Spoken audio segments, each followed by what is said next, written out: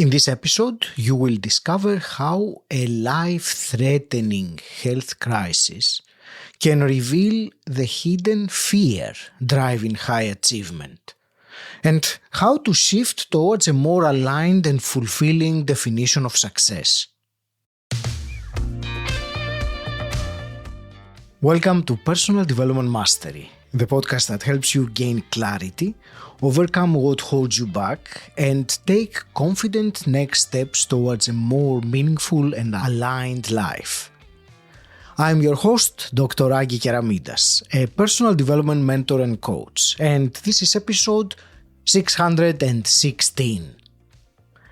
If you are looking to recognize fear-driven patterns and redefine what success really means, by listening to this episode, you will discover how to recognize fear-based thinking patterns that quietly shape your career, choices, and sense of self. And you will also learn how to shift from fixing weaknesses to intentionally building your life around your natural strengths.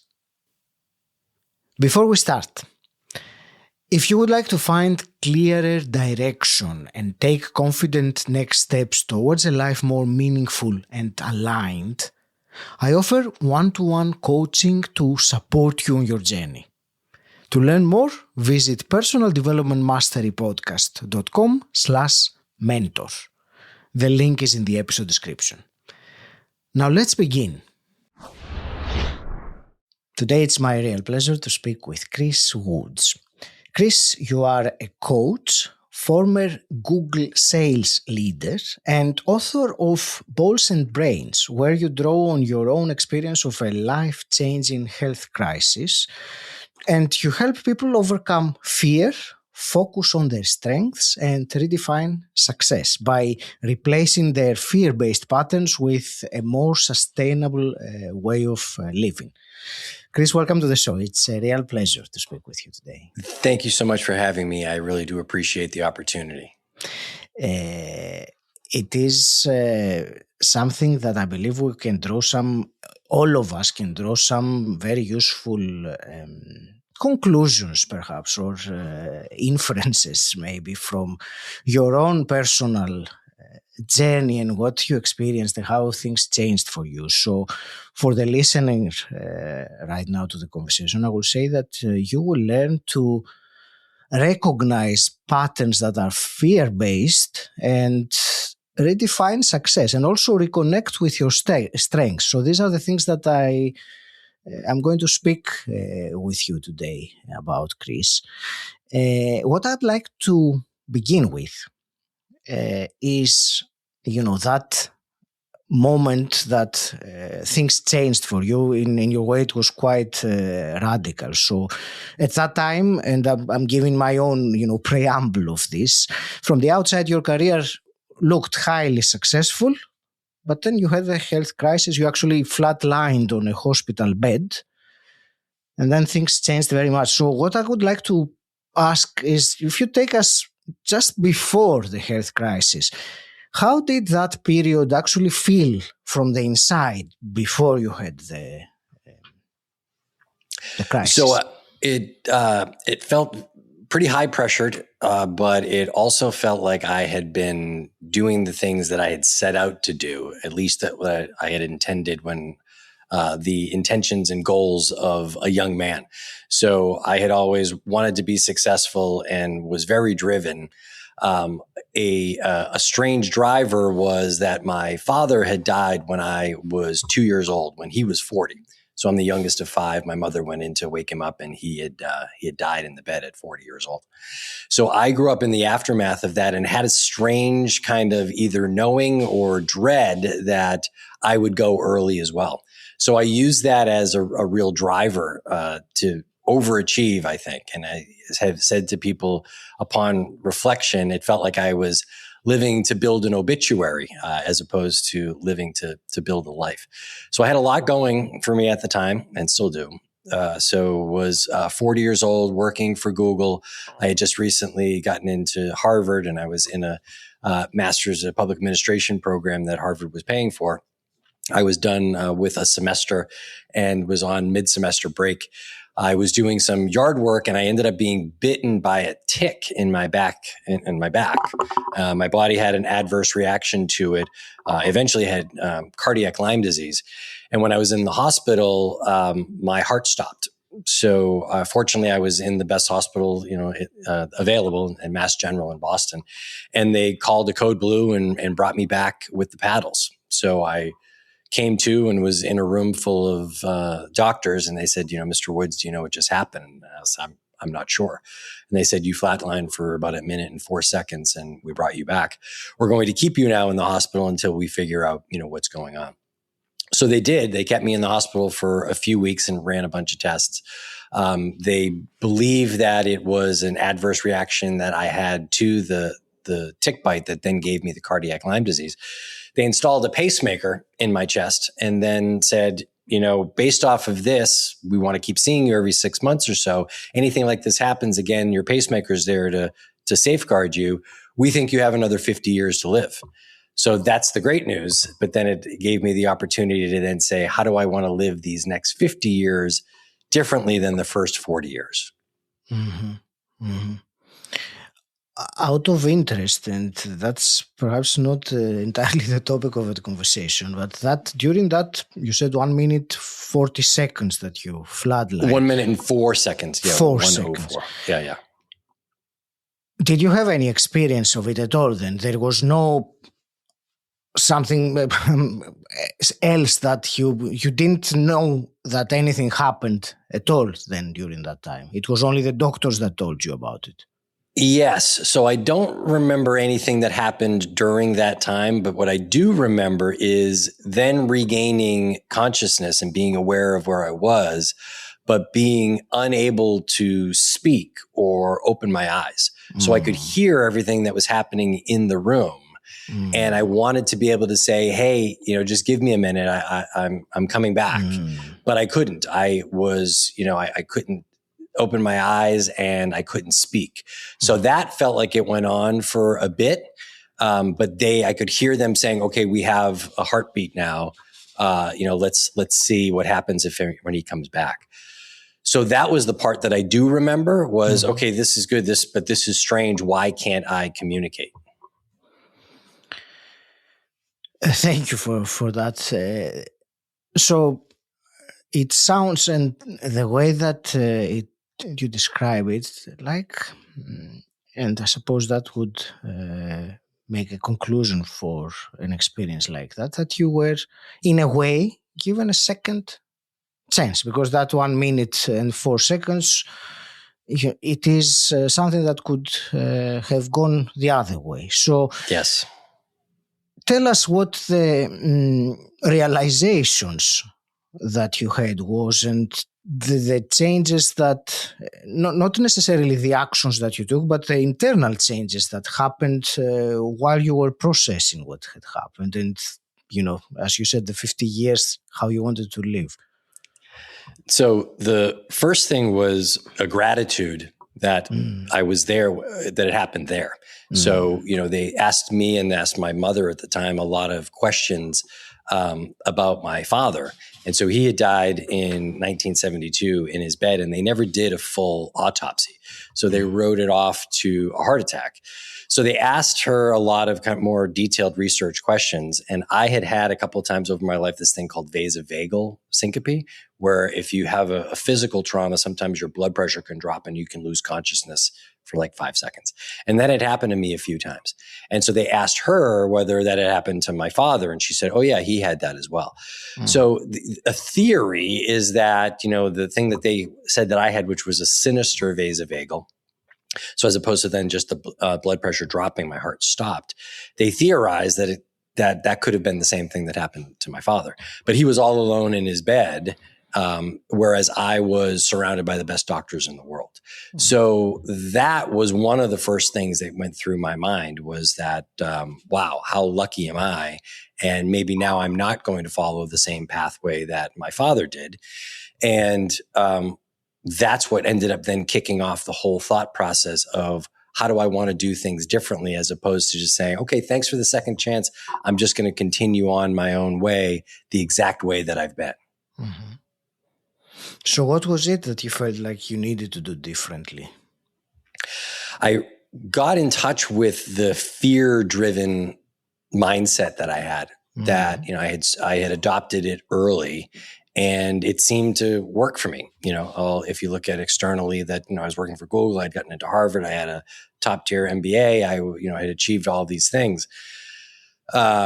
But every day was very much anxiety driven. And I was always thinking that, doom was right around the corner. Mm-hmm. And so being able to then see this and feeling like it's as if I'm waking up and the birds are chirping and the sun is shining, and it's now time to do a reset, as opposed to blowing everything up. I was like, okay, so how can this be better? And as I started looking into it, I was like, how much different and better can my life be if the thought patterns and what is driving me is no longer fear? Now, I didn't think that I could just snap my fingers and it would all go away, but can I make progress against this and actually enjoy my life, and then lean into the things that bring me joy, as opposed to working so hard, feeling like it could all end at any moment. Mm-hmm. So for someone listening to us now, Chris, and they would like to understand better whether there are fears, internal fears, that are driving their own life, because as you very well know, and I do too, those things tend to go quite, without very much of our conscious awareness, at least most of the time, and it takes something to shake us up like this. So for someone that would vicariously learn from your experience without having to have a shock in their life, how can they understand what is happening? Are they driven by fear? And how is there a process that can help clarify that for them? And, I suppose that is the first step, when you actually see what is happening. Yes. So there's a very powerful question that I heard posed by Peter Crone, who is a British kind of spiritual, but also kind of life guide, who I think very highly of. And he asks this question: who would you be in the absence of your concerns? So I love how that's phrased. And what I always recommend people do is ask themselves that same question and write down the answers. Because the thing that's amazing about that, it doesn't ask you what your concerns are. It just says, who would you be in the absence of it? And only you know the answer to that. But you do, and your soul knows the answer to that. And so to be able to then open up that part of your mind, to be able to see what you would be, how you would feel, and then how you would live your life on a day-to-day, week-to-week basis in the absence of your concerns. So I always recommend people start with that, because it's so powerful to be able to do that. First, to ask yourself that question and answer it honestly as you would, and write it down too, a lot of times in stream of consciousness, and then you look back on it, because that provides you and us with a real North Star, that this is who you were meant to be. And so what I always now try to do in my work with people is about overcoming fears and maximizing strengths, and getting back to kind of the factory settings, what you were put on earth here to do before you became afraid of things and before fear interrupted, your kind of joyous pattern, is to reconnect with that. And then secondarily, look at the things that bring you joy and your strengths, the thing that you were really put on here on earth to do, and how much of that are you actually doing on a day-to-day basis. That, the answers to those things, I think, can set people on a trajectory to a much more fulfilling day-to-day life. And we'll come back to the strengths, the maximizing the strengths that you said. I wanted to ask a little bit more about that particular exercise or question. You framed it as a question, but I see it as an exercise. Who would you be in the absence of your concerns? You said so. someone listening right now, how do you propose that they do? It's a matter of sitting down and thinking and writing, and how long should one write? Or are there other factors in this if we look at it as an exercise that might give us insight? So I always recommend just do it the first time and ask yourself the question. If you don't have a pen and paper, just ask it and start opening up that part of your brain. And then go back and do it and write it down. And then I also recommend is then let it kind of sit and marinate for a couple of days and then ask again and see if there's other things that add on to it, because it can first come out as a trickle. And then the more that you're prompting and giving yourself permission to look at the real answer to that, you can add on layers to it.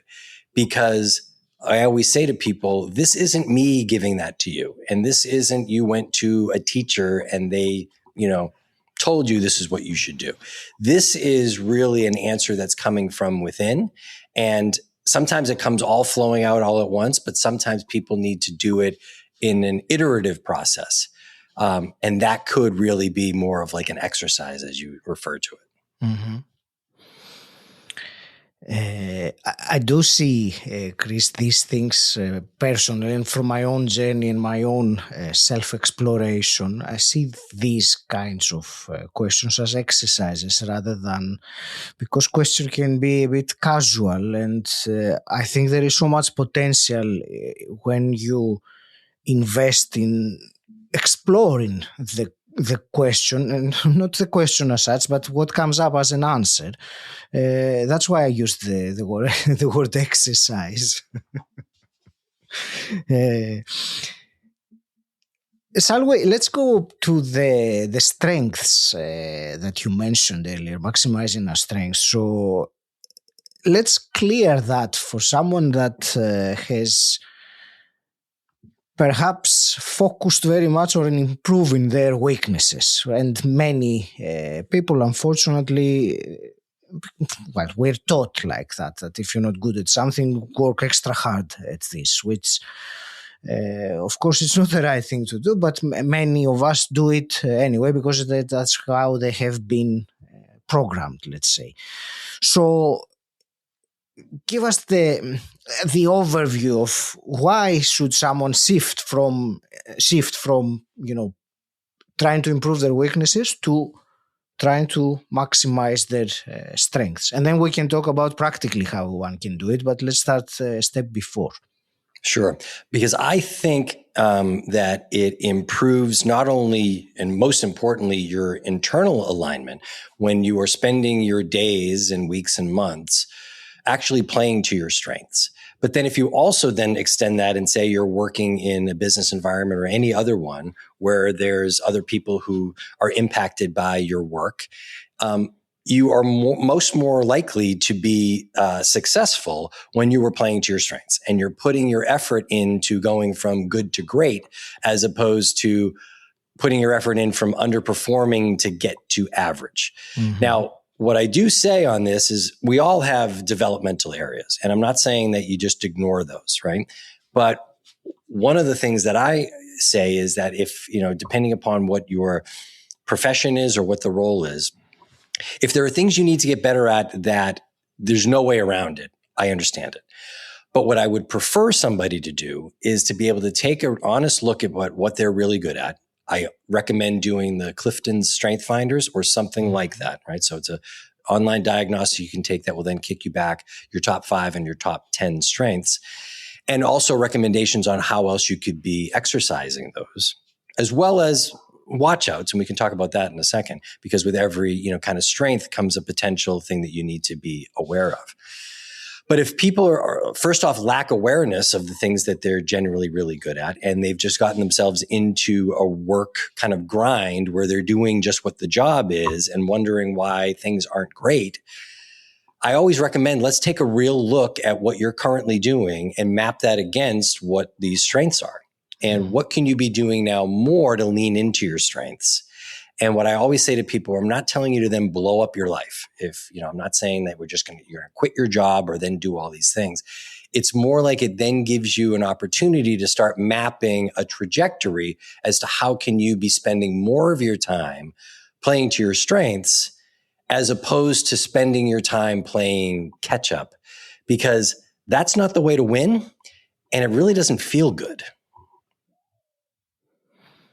And let me connect that with something we haven't discussed yet. And we mentioned success and the definition of success. So how is it different for you, Chris, now compared to how it was before when that health incident? So before, the definition of success for me was achievement, and I was working in large corporations. I'd worked for Google, I'd worked for Sony years prior to that, and it was moving up within organizations and doing what the job entailed. The thing that really changed for me is that when I first went to Google in 2006, it was still at an earlier stage. It was still growing and it was decent size, but it was like they hadn't bought YouTube yet and hadn't gone into a lot of different things. So when we first, for example, bought YouTube, as a salesperson, you had a lot of autonomy to be able to come up with ways to sell it because we really weren't sure what we were doing. And so those days I was very successful in that because there wasn't necessarily a roadmap on it. Later in my Google days, when it became closer to 180,000 people there and it was all very much structured, everybody had to stay kind of in their lane and do these things. And that felt less in the flow to me. So my Clifton's Strength Finders was telling me, and I got these actually while I was at Google and I had an executive coach, is my passion and talents were better suited in an entrepreneurial role and or a turnaround role. So being hired by companies to go in and turn around underperforming companies. So that's what I did. So when I left Google, I initially started a CEO consulting business and then got the opportunities to go in and turn around underperforming businesses. So to answer your question, how does success look different post flatline to pre-flatline? Pre was really just, I'm staying in my lane because this is what they've told me to do and this is what I need to do. And it doesn't feel great, but hey, I've got responsibilities and I need a paycheck. 2, I can now leverage all the skills that I've had here as well as the real passion that I have to still do well professionally, but to lean into the things that actually fuel me as opposed to feel like it's a grind. You said feel me, and the word that came to my mind was fulfillment, which contains the feel bit, and it's yes. Let's talk about fulfillment a little bit more. Is there something you would like to add about this? So I feel very fortunate that I've been able to get to the point here that what I do now for my work is actually my passion and it's who I am, so that I don't feel like I put on a different hat, so to speak, to go to work, to then, in my family life or with my friends, I am the same person in all aspects of my life. And I feel very fortunate that I've been able to find this at this stage where I can use my skills and passion to actually positively impact people. And so when we talk about the phrase of impact, sometimes that's, it's a word that people throw around. But in our work, when we're actually working with people, you can see it and you can measure it. And so the real fulfilling part it's been for me over these last few years when I've been full-time coaching is all the referrals that I end up getting from previous very happy clients who then are out to dinner with people and it comes up that they worked with me and they said, I think you could really benefit from that, because that's a real sincere indication that I'm having an impact that's lasted. And that is what is fulfillment for me. Definitely. And I remember that phrase that, because you said earlier that success for you was achievement, was about achieving. And I remember the distinction between the science of achievement, because achieving can be replicated if you follow a step. But fulfillment is not a science, it's an art. So it is something that you have to create in a way yourself. No one can give you a blueprint of how to be fulfilled. That is absolutely right. And that's one of the things that I think is such an opportunity for me as a coach, for you as a coach, for coaches just in general, to be able to help people find that way, because so many people have just, they've been stuck in their heads and in their bodies their whole lives. And being able to benefit from somebody who gives them an external perspective. And that's what really did it for me when I was at first introduced to an executive coach when I was at Google, because she was able to kind of hold up a mirror for me to be able to see some blind spots, as well as gave me the Clifton Strength Finders and all of these other things that opened up my eyes to a much more fulfilling path than I would have probably been able to find on my own if I just kept kind of grinding.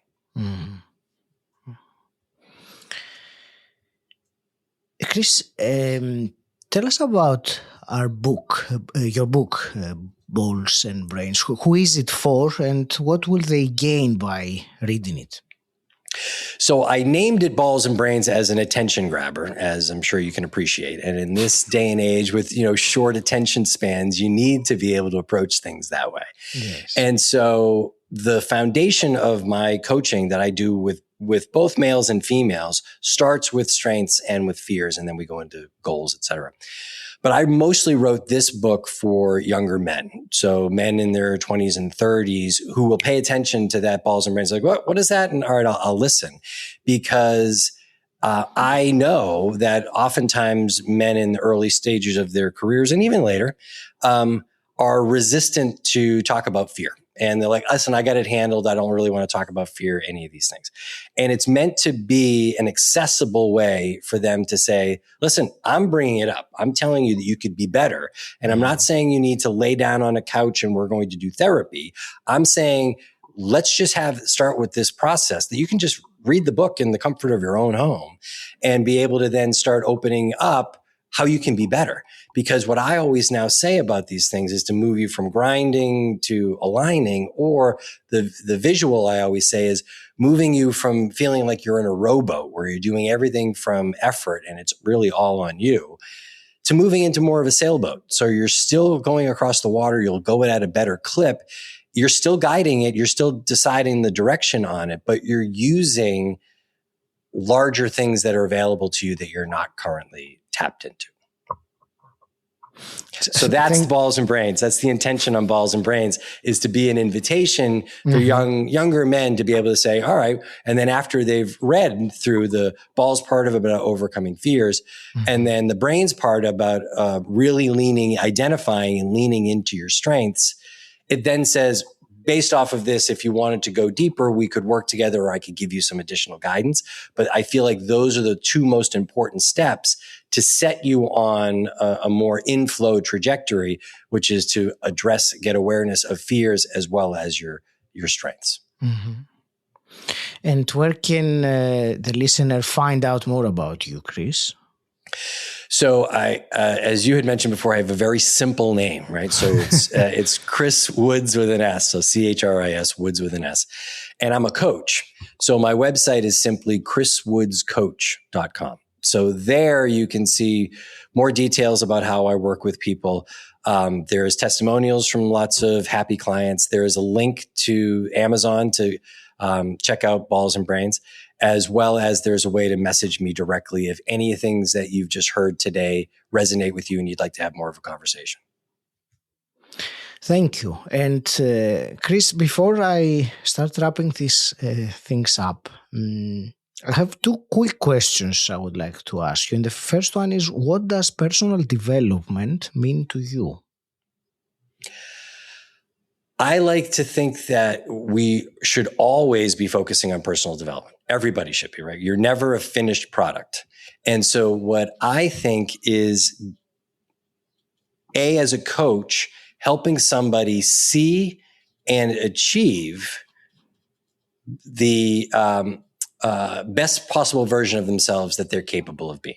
Now, I see that as my role as a coach, but I also then encourage that for people, right? So a couple of things. One, people come to me oftentimes through referrals, or they come to me if I'm working with a corporation that they've selected somebody to have executive coaching. And I think that it's the greatest gift that a company can give to somebody, but then also a person can give to themselves. Because as we've said a little bit earlier, you're in your own head for all your life. And a lot of times people aren't as open to, or maybe just aren't given the opportunity to work with somebody who can help them see some things that they wouldn't see on their own. So I think personal development is something in no matter what role you're doing and what walk of life you're in, should be a lifetime commitment. And a lot of times people don't get the opportunity to do it. And I'd like to help as many people as I can. And hypothetically, if you could go back in time and meet your 18-year-old self, what's one piece of advice you would give him? Worry less and start practicing gratitude now. So that's something that I do now, is practicing gratitude. And I really feel like it's changed my life, and it changes the world around you. And I do feel like it's not a secret. They've been talking about it for forever, but it was a secret to me as 18. And I would say worry less and be thankful more. Thank you. And I will squeeze in one more question now, because you mentioned gratitude again you mentioned it earlier, but now you're repeating it. So you said practice gratitude. So define this for us. I mean, in your case, how do you practice gratitude? I'm focusing on that because it is, different people say different things. So it's the first thing I do when I wake up in the morning, and it's the last thing I do when I'm going to bed at night. So both times I'm doing it horizontally in bed. Okay. And so when I wake up, I get up very early every morning, and it's the first thing that I do. I say, I think that I have another day ahead of me, and I just run through everything in my life that I'm grateful for, starting with my children and everything else. And then I do the exact same exercise at night, but oftentimes it ends up saying, I'm grateful for this bed and how comfortable this pillow is, and the fact that when it's hot here, I have air conditioning. So once it starts and you start seeing and asking your mind, looking for more things to be grateful for, you'll see even more. And it just becomes this kind of snowball effect that the more that you're developing that muscle, the more things you'll just see to be grateful for. That's great. Chris, I want to thank you very much for this fascinating conversation. I think there were some very useful and lots of practical elements that someone who watched us or listened to us can take away, hopefully, and implement. From my point of view, if they pick one thing out of the whole half an hour that we talked about and put it into practice in their life, that's mission accomplished. So I want to wish you all the very best with continuing empowering others and helping others see their strengths and what fulfills them. I will leave it to you for your parting words and any final message you want to share with the listener of the viewer or the viewer of the conversation. I would say that the world will show you what you're looking for. So if you're looking for the negative and you're looking for the problems, you'll see them. But if you can change your perspective as much as possible to look for the things that are working, your strengths, the things that you can now put down, the fears that you had that have been holding you back, life gets a lot lighter and a lot brighter. Thank you for listening to this conversation with Chris Woods. I hope it has given you a fresh perspective on fear, success, and how to build a life aligned with your strengths rather than your weaknesses. One practical action tip to remember from today is to notice where fear is quietly driving your decisions. So when you feel pressure or anxiety about a choice, pause and ask yourself whether this is coming from alignment or from worry about what might go wrong. Then write down one small way you could act from your strengths instead, even if it feels unfamiliar at first. Join us every Monday for in-depth conversations and every Thursday for shorter solo episodes with insights and tools you can use. If you would like to find clearer direction and take confident next steps towards a life more meaningful and aligned, I offer one-to-one coaching to support you on your journey. To learn more, visit personaldevelopmentmasterypodcast.com/mentor. Until next time, stand out, don't fit in,